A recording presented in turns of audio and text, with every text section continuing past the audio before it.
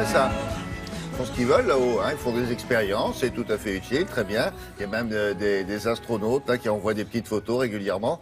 Un certain Thomas, c'est quasiment quotidien d'ailleurs. Et en quoi ça nous intéresse, à nous, là, les terriens? Ça nous intéresse parce que il faut savoir que ces spationautes, quand ils sont en apesanteur, ils ont des bouleversements physiologiques qui sont très importants. Dans le cas de Thomas, par exemple, on sait qu'il va grandir de 5 cm à peu près. Hein, il fait 1m85, il va faire 1m90. Grandir, il va grandir. Os qui vont grandir. Alors, il y a les disques intervertébraux qui vont se relâcher. Donc, en fait, il va prendre 5 cm à peu près. Il va avoir les jambes qui vont s'affiner. Il va avoir la tête qui va enfler parce que les liquides en apesanteur remontent. Il va perdre 30% de sa masse musculaire et il va perdre un peu de ses os. En gros, voilà. Et il va y avoir quelques modifications cardiaques. Donc, l'idée, c'est que... Comme dit l'autre, il n'y a qu'à pas y aller. Voilà. Mais ce qui est intéressant, c'est passionnant, mais c'est réversible. Tout ça est réversible, heureusement. Mais ce qui est passionnant, c'est que nous, on peut tirer des conséquences de ce qui se passe là-bas. Il faut savoir qu'à Toulouse, il y a une clinique qui s'appelle, une clinique spatiale. On ne le sait pas. Et là, on étudie les effets de l'apesanteur pour nos spationautes, mais aussi pour ceux qui sont alités. Pour ceux qui vieillissent, qui restent dans leur lit. Ça pourrait avoir des effets conséquences sur nous. Absolument, c'est exactement la même chose. On l'a créé alors. On l'a créé parce qu'on met des gens en apesanteur. Et dans cette clinique, ce que vous devez savoir, William, c'est qu'on met des gens, on les alite pendant 2 mois. Pendant 2 mois, des volontaires n'ont plus droit de poser le pied au sol. Donc, ils vont devoir rester pendant 2 mois à une inclinaison de -6 degrés. Jamais poser le pied par terre. Ils ne peuvent pas aller prendre une douche, ils ne peuvent pas aller aux toilettes, ils mangent dans leur lit. Et c'est pour soigner quoi? Et c'est pour étudier les effets de l'apesanteur ou les effets de l'alitement sur le corps humain. Comment on peut faire pour limiter ça? Par exemple, en ce moment, il y a des expériences sur des antioxydants. Et ça va servir à toutes les personnes âgées, aux gens qui sont malades, aux gens qui sont paralysés, aux gens qui ne peuvent plus bouger et qui sont alités, pour mettre en place des techniques pour limiter l'incidence. Exactement. Alors, nous avons eu la chance, en exclusivité, de prendre nos caméras et d'aller à Toulouse dans cette clinique spatiale. Voilà ce que nous avons pu tourner en toute liberté, j'insiste. En exclusivité.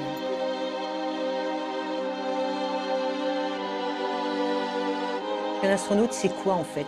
C'est un sujet qui est en inactivité physique poussée au maximum, qui vieillit donc prématurément, mais heureusement, en revenant sur Terre, au bout de quelques mois, il a récupéré les fonctions qu'il avait avant de partir dans la station. Donc c'est un vieillissement réversible, contrairement à nous sur Terre. Dans la Station spatiale internationale, les astronautes sont en inactivité physique de façon la plus poussée possible, puisqu'en fait, ils n'utilisent ni leurs os, ni leurs muscles, ni leur cœur pratiquement, et ils font simplement 2 heures d'exercice par jour, ce qui est comme si on était au sol, 22 heures dans notre lit.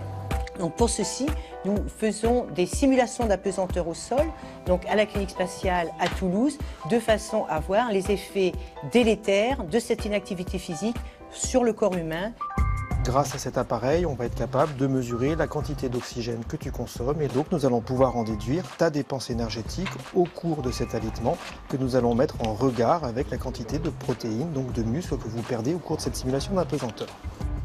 Actuellement, on organise une expérience de 2 mois, donc sur des sujets alités à temps plein, on va dire, donc qui ne se lèvent absolument pas, sur lesquels on fait des analyses médicales tous les jours pour voir les effets délétères de l'inactivité physique sur le corps humain. Voilà, Cédric, vous roulez sur la table. Nous allons faire un examen de la composition corporelle. Cet examen, on le refait plusieurs fois pendant l'étude, et ce qui nous permet de suivre l'évolution de la répartition de votre gras dans le corps et où elle va se situer particulièrement.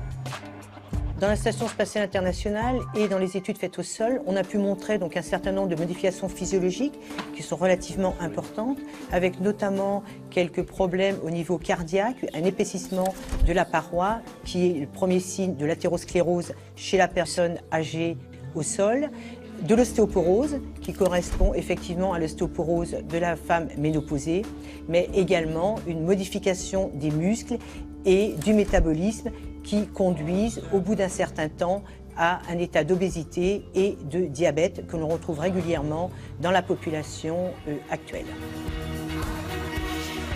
Les expériences faites dans la Station spatiale internationale ou à la clinique spatiale nous ont permis de faire de grands progrès en fait dans la médecine que l'on appelle terrienne, donc la médecine de tous les jours, pour les gens qui restent alités de longs mois dans un lit d'hôpital ou qui ne font aucun exercice physique pendant leur vie.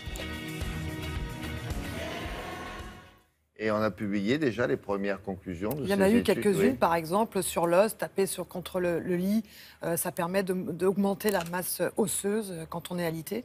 Et il y a une nouvelle expérience qui commence en septembre. Si vous êtes intéressé, si vous voulez être volontaire, vous allez sur notre site et vous avez toutes les informations. Merci, à tout à l'heure.